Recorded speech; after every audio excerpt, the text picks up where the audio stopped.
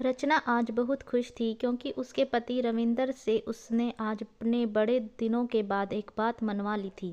वह अपने भाई किशन के घर कुछ दिन के लिए जाना चाहती थी, लेकिन रविंदर हर बार मना कर देते थे। आज रचना ने सुबह जल्दी उठकर रविंदर के लिए नाश्ता बनाया, उसके बाद उसका लंच पैक कर दिया। ऑफिस जाने से पहले रविंदर ने रचना से बात की। रविंद्र, रचना एक बार फिर से सोच लो, क्या वहाँ जाकर तुम्हें रहना सही लगेगा? रचना आप भी पुरानी बात लेकर बैठ गई। उसके लिए भैया ने माफ़ी मांग तो ली थी, अब वो इतने प्यार से बुला रहे हैं तो हमें भी सब कुछ भूल कर आगे बढ़ना चाहिए। रविंद्र ठीक है, जैसी तुम्हारी मर्जी, लेकिन मैं वो सब भूल नहीं सकता। रचना ठीक है, इस बार जाने दीजिए, यदि मुझे अच्छा नहीं लगा तो आगे से वे अपने रास्ते, मैं अपने रास्ते। रविंद्र ऑफिस के लिए निकल जाते हैं। रचना अपने कपड़े पैक करके टैक्सी का इंतज़ार करने लगती है। रचना अपने भाई किशन के घर पहुंच जाती है। वहां पहुंचते ही उसने रविंद्र को फ़ोन पर सकुशल पहुंचने की सूचना दी। रचना का भाई किशन, उसकी पत्नी राधा और उनका बेटा प्रतीक, तीनों ने रचना का स्वागत किया। किशन, दीदी कब से आपको फ़ोन कर रहा था, आपको भी कितना समय लगा दिया आने में, क्या आपने अभी तक मुझे माफ़ नहीं किया? रचना नहीं भाई, बस घर का काम ही ख़त्म नहीं होता, अब भी बड़ी मुश्किल से फुर्सत मिली है। और हाँ, पीछे जो हुआ मैं भूल चुकी हूँ, तू भी भूल जा। राधा अपने भाई से कहती है, दीदी हम तो आपसे नज़रें भी नहीं मिला पा रहे थे, फिर इन्होंने ही आपको फ़ोन किया, आपने आने के लिए हाँ की, तभी हमारी जान में जान आई। रचना, अरे भाभी आप भी क्या बात लेकर बैठ गई, आप तो बस एक कप गर्मा गर्म चाय पिला दो। राधा चाय बनाने चली जाती हैं। प्रतीक, बुआ जी आप कितने दिनों तक रहेंगी? किशन, चुप बदमाश, यह तेरी बुआ का घर है, जब तक मन करेगा रहेगी, चल भाग यहाँ से।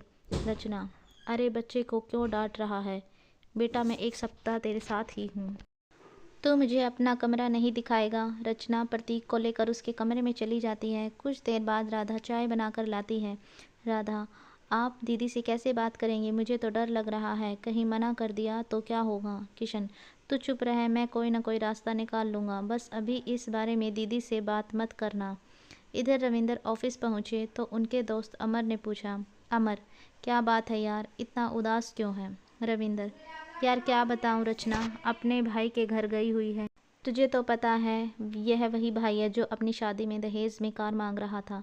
मैंने इसे समझाया तो इसने कहा मेरी हैसियत और तुम्हारी हैसियत में कितना फ़र्क है, यह कार मेरी हैसियत के आगे कुछ भी नहीं, तुम मुझे मत समझाओ, वो तो पिताजी ने तुम्हें पसंद कर लिया, वरना तुमसे कहीं ज़्यादा पैसे वाला लड़का मैं अपनी बहन के लिए देखता।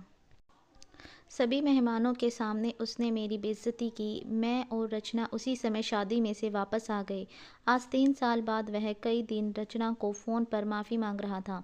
रचना ने उसे माफ़ भी कर दिया, मगर कोई बात नहीं, तू चिंता मत कर, शायद उसे अपनी गलती का एहसास हो गया होगा। रविंदर, नहीं, यह ज़रूर उसकी कोई चाल होगी, बिना मतलब वह किसी से बात भी नहीं करता। इधर अगले दिन किशन ने रचना से बात की। किशन, दीदी मेरे व्यापार में बहुत घाटा चल रहा है, इसलिए हम वो पुराना पुश्तैनी मकान बेचना चाह रहे हैं, आप बस इन पेपर पर साइन कर दीजिए। रचना, लेकिन वहाँ तो माँ रहती है। किशन, वो माँ तो वृद्ध आश्रम चली गई। रचना, क्या तूने माँ को वृद्धाश्रम भेज दिया? किशन, हाँ, यह मकान मैं अपनी पत्नी के नाम करना चाहता हूँ, आप बस इन पेपर पर साइन कर दीजिए। रचना, नहीं यह नहीं हो सकता, तुझे वृद्धाश्रम से माँ को घर लाना होगा, उनके मरने के बाद ही यह मकान बिक सकेगा। किशन, मैं इतने दिनों से तेरी खुशामद कर रहा था ताकि तू अपना हिस्सा छोड़ दे, और तू नखरे दिखा रही है। रचना, मेरे पति ठीक ही कहते थे, मुझे उनकी बात मान कर यहाँ आना ही नहीं चाहिए था।